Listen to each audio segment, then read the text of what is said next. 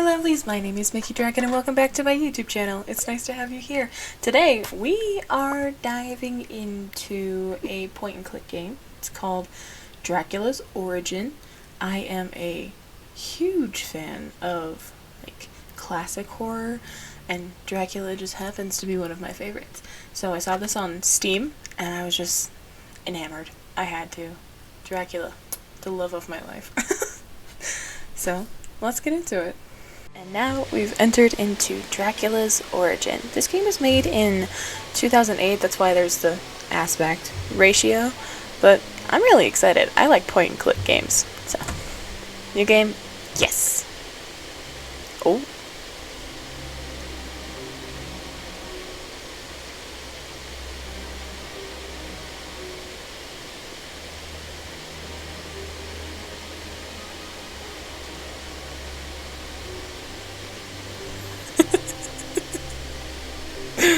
uh, 2008.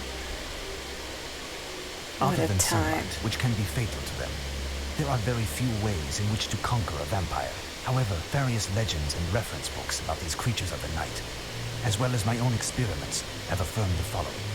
Firstly, vampires detest the smell of garlic. This So difficult. preventative measure, used in a good number of regions subject to the depredation of these creatures, is omnipresent in the folklore of these aforementioned regions. Secondly, vampires cannot endure the fact that they cannot see their reflection in a mirror. This optical effect, which I feel confident I can witness, strikes them like a club with the vacuity and aberrance of their existence.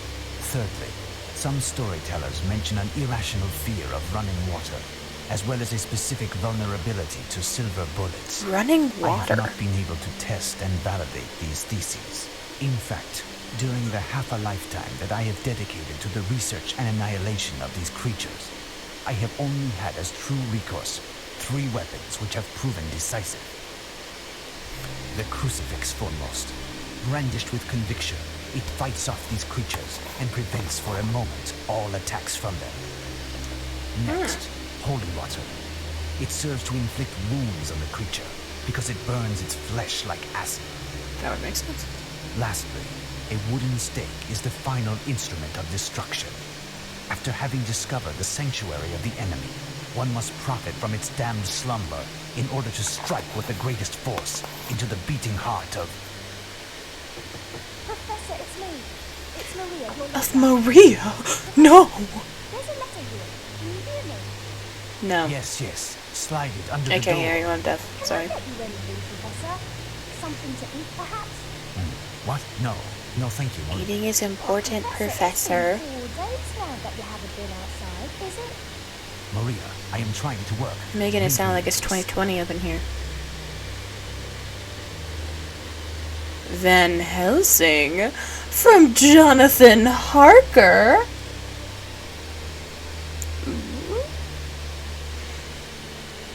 Look at that man's face. How can I allow you to leave? And what will become of you? I should have been in your place in this cursed castle and being destroyed by the one whom I have chased for years. You've had Nina. Poor thing. What grief I will cause when I shall tell her the news. There isn't a moment to lose. We must inform Nina. She is in grave danger. Of getting some lovin'. Okay.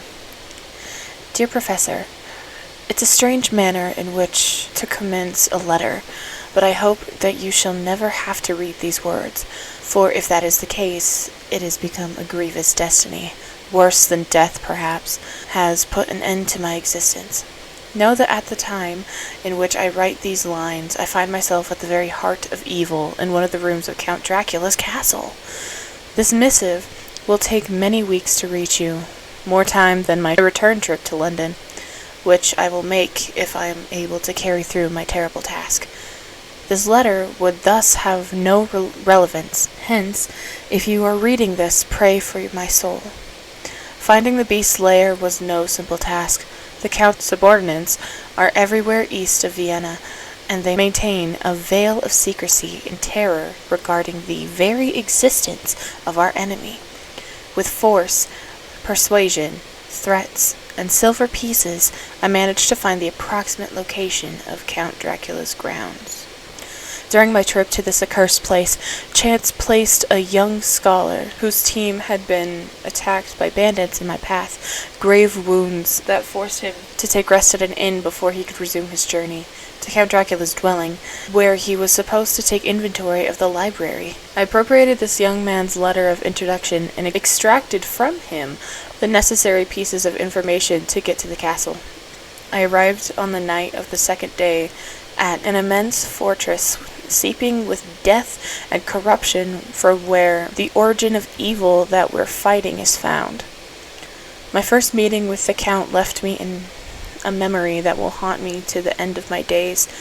How to imagine such nobility, charm, and benevolence in behaviors of man, who only by his icy, demented look betrays the true nature. I was just as subjugated by his elegance as his intelligence. This is a long letter. Jonathan, you are wordy. Upon my nocturnal arrival, we discussed at length my alleged library experience. He immediately noted my accent and asked questions that were both precise and direct. I was the mouse attempting to answer to the cat, and despite myself, I gave away my identity as well as my London heritage.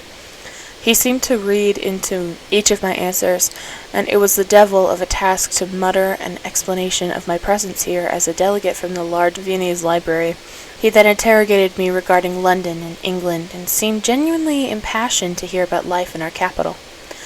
I then had the misfortune of mentioning Mina, my dear betrothed. While recalling an afternoon spent boating, the Count pressed me, in an almost impertinent manner, to show me a photograph of her. I complied, and was then struck with an infinite terror by the Count's rapacious and carnivorous gaze as he examined the face of my loved one grasped between his hands. There you go, Jonathan. Thank you.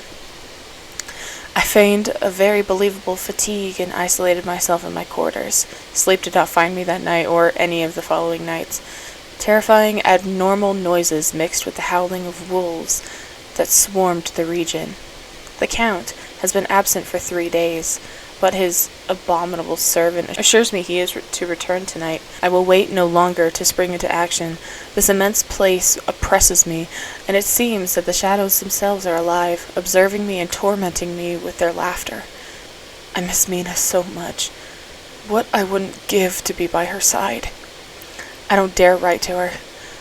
She wouldn't understand the danger that my mission involves. I think she would. Maybe. Trust your betrothed, man. Assure Mina once again of my complete devotion to her.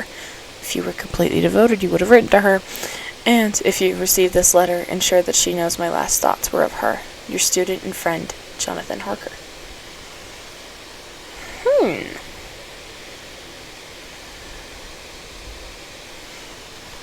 Interesting. Alrighty. So we've read that from Jonathan. Can't wait to meet Mina. Items. I have matches and a crucifix. Obviously. Have to have that. Documents. Reports. Cool. How do I get out? What did I do? Okay. News Times Thursday. That sounds like a weird math problem. September 8th, 1898. Domestic drama. A sad and bloody business took place yesterday on the first floor of a residential building located next to the New Kent Road station. For interviews with the neighbors, young Garrett Melford first killed his young wife, Magdalene, in a fit of jealousy before dying himself. The young married couple had moved in only 2 months ago, and Mr. Melford was employed as foreman of Gimble and Bromsby Cement Works. Various testimonies confirm that early in the evening, the absence of her husband, Mrs. Melford admitted an elegant man dressed in black, Dracula, into their flat. Shortly thereafter, Mr. Melford returned to the domicile after a long day of work. As soon as he entered the flat, an eerie and colossal black bird fell out of one of the windows in the direction of the National Gallery. A cry could be heard, as well as the sound of struggle, and finally a gunshot. After an alarming silence, some of the neighbors entered the flat, only to find Mrs. Melvert stretched out lifeless on the bed. Oh. With a bleeding wound to the neck, Mr. Melford was sitting on an armchair, his skull agape, and a still smoking pistol at his feet. A small crowd gathered around the place, which most certainly allowed the third party in this drama the opportunity to abscond. Upon the arrival of the police, they concluded that it was a murder of passion followed by a suicide, even though the exact unfolding of the events, as well as the identity of the lady's nocturnal visitor, I love that those are more spaced out, interesting, are still unknown. Note, the testimonials taken at the crime scene were very troubling, particularly in regard to this eerie and colossal black bird.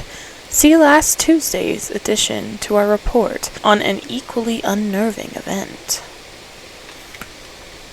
Come in, Professor. I am pleased to see you. Please excuse the disorder in my attire, but I haven't had the strength to attend to the housekeeping this morning. That was so loud. Can I do anything? What's going on? Actually, I can at least turn this down. That was so loud. What's going on? But what is going on, Mina? And where is your servant? Jenny is absent. She's with her sister. My God, I am at a loss for words.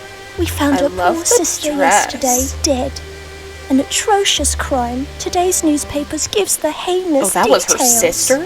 The police came here to break the news to Jenny. She was shocked and had to go to the police station to identify her sister. What a tragedy. She was my junior by 3 years and now she's dead. But what a paltry hostess I am. To what pleasure do I owe your visit? Have you received news of Jonathan? Not at the moment. I came to see if all was well. Jonathan repeatedly insisted I take care of you. I reckoned, could I take you for a stroll in the park, perhaps? Nothing would give me greater pleasure. I must alter my thoughts. Give me a few moments in order to ready myself. I love the dress, though. It is scandalous. I did not have the courage to break the sad news to her. But it must be done sooner or later. Yeah, you should have told her now. What could have happened to this poor young girl? Mina told me that it was mentioned in the papers. I already read it. Please don't make me read it again.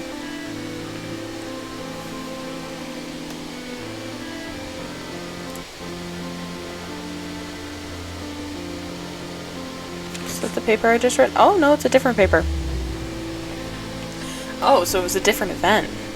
It just happened at the... Hi, baby. Hello. What happened to your ear? The bloodless corpse of a chambermaid found near the banks of the Thames. 2 youths reside near the Cursed Mermaid pub, located near the warehouse of Southwark Bridge, made a macabre discovery yesterday while they were playing in the lane. The pale, bloodless corpse, Dracula, of young Carlotta Perry, 23, was lying behind a stack of wooden crates. The woman was fully clothed, and based on the first official report, her death is due to precise incisions to the neck, Dracula, which caused her blood to drain, Dracula. A curious point is almost complete. Absence of blood. He drained the girl? How hungry is he? And what can I be next? Sorry. The absence of blood on the ground near the corpse. On the other hand, a few local trollops, they are businesswomen? Get that right. Seem to be led directly towards a wall located on the banks of the Thames, and the proprietor, who had been assisting the police in their investigations, confirms having seen them continue on the roof in the same direction, that is towards the Tate Art Gallery. What is he getting in the art gallery? I don't know. The precise circumstances, and more important, the motivations of such a barbaric act are still unknown. The victim, an exemplary servant, had an excellent reputation and led a life without incident. Oh, that just... Okay. Vampires possess numerous powers, Indeed they such do. as uncommon physical capabilities and the ability to transform into bats. And wolves. And a lot of other things. Beautiful roses.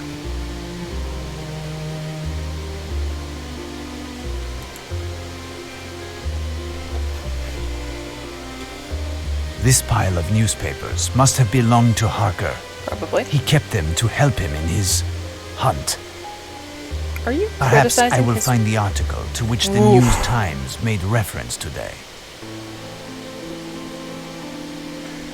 You'll find... what? No, it is not that. Useless. Nothing of interest here. No. Useless. These articles surely contain some clues which will permit me to discover where the perpetrator of these wrongdoings has taken refuge. Just that one? Alrighty. A faithful parishioner. I don't know how to say that word. Parishioner. I also don't know what it means. Escapes the claws of a demon. Nice. Last night, a prudent and devout young lady, Miss Ethel Basingstoke, narrowly escaped the assaults of a lunatic. Rather, a demon from hell, in her own words. 21, who is to be married next month, was exiting St. George's Church, where she mends clothes for the poor, when she was assailed by a satyr, dressed in black with flaming red eyes and possessing the strength of 10 men. Dracula. She explained that the man forced her to cleave herself to him, crushing her to the point of suffocation. His titanic strength rendering all resistance futile. Her last act before such a dishonorable death, she said, was to bring her hand to her cross hanging from her neck and say a prayer. The man became furious and screamed the words in an infernal language, and his intended victim sank to the ground. Before fainting, she swears to have seen her assailant change into a winged demon who escaped in an uproar in the direction of Victoria Station.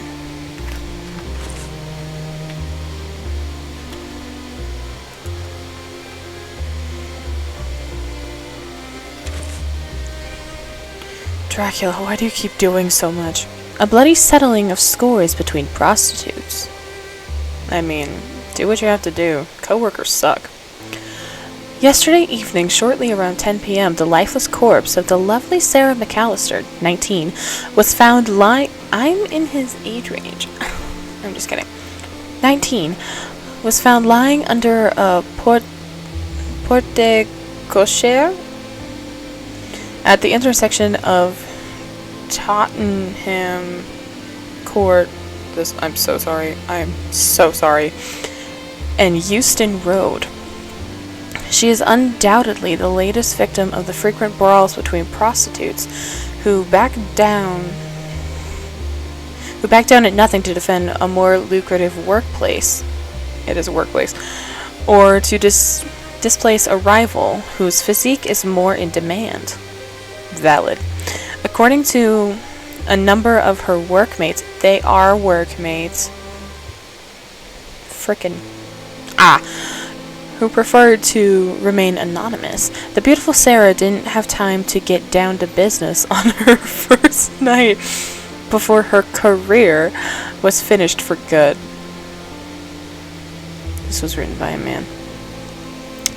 The local constabulary ordinarily of slothfulness without equal, but for their inefficiency in solving this type of case, nevertheless have built a strong case which will permit them, as is the case once per century, to rapid arrest the person responsible for this crime. You can only do that once a century? Kinda sucks. In fact, the death of the young apprentice is due to 2 thrusts with a very small point pointed weapon to the neck. Dracula. A police squadron passed a good part of the night, shaking down all the ladies of the night who have styled their hair in a bun with the aid of a knitting needle. Honestly, that's probably really efficient. One of them, Maria Cole, 39, also known under the alias of Janet the Parrot, Mother Goose, Mammy Bloomers, and Debbie of Epsom, is under particular scrutiny by the investigators. Her booth faced that of the beautiful Sarah, and all they could get from her were drunken mutterings regarding a stranger who, after quickly finishing with the girl, jumped in a single bound onto the roof of a neighboring house before fleeing a straight line towards St. George Cathedral. I'd wager that this parrot should find another tune to sing if she wants to convince the authorities of her innocence.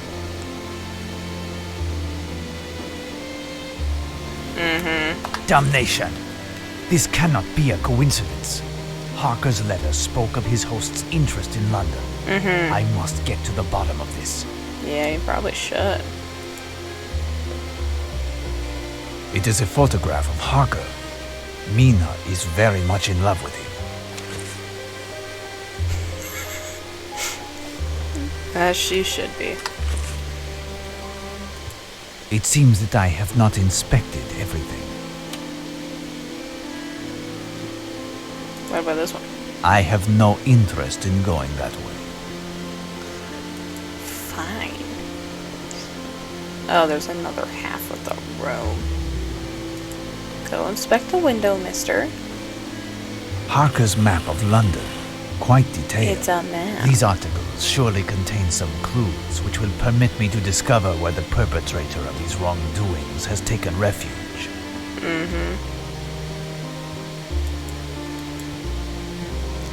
Okay. Do I get a list? Tate Art Gallery. What is this? Oh. Well, we talked about New Kent Road over here. Here is the Melfords building. Here is the place where this young religious woman was attacked by this demon.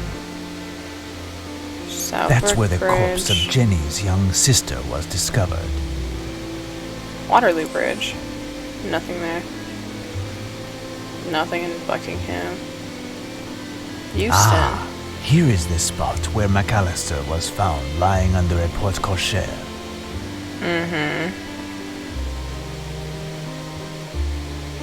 Yeah, he went everywhere. Okay. So I wish I could order these. Okay. So on the 6th, Victoria Station, but that's where he was headed. Exiting the church, and he was going to the station. So we've got the church. Here is the place where this young religious woman was attacked by this demon. And that's the direction which the aggressor took to escape. We've got... Here is the Melfords building. National Gallery. And that's the direction which the aggressor took to escape. We got That's where the Southwark corpse of Jenny's young sister was to discovered. the Tate. And that's the direction which the aggressor took to escape. We've got this. Here is the spot where McAllister was found lying under a porte-cochere. And that's the direction which the aggressor took to escape. Did we do it? All of these paths cross at a point. Godalming Manor, next to We did Bloomsbury it. Cemetery. I must get there as soon as possible while it is still day. The park and Mina will wait.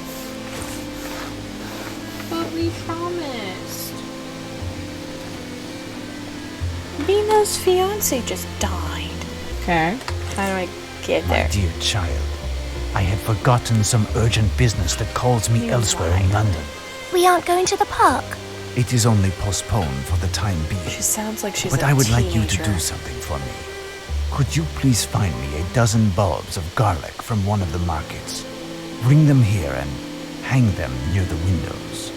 Near the windows. Ah, yes.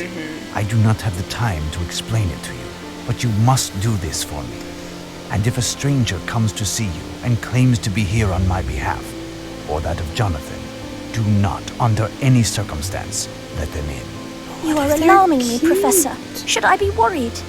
No, Probably. it is nothing. At least, I think not. All will be well.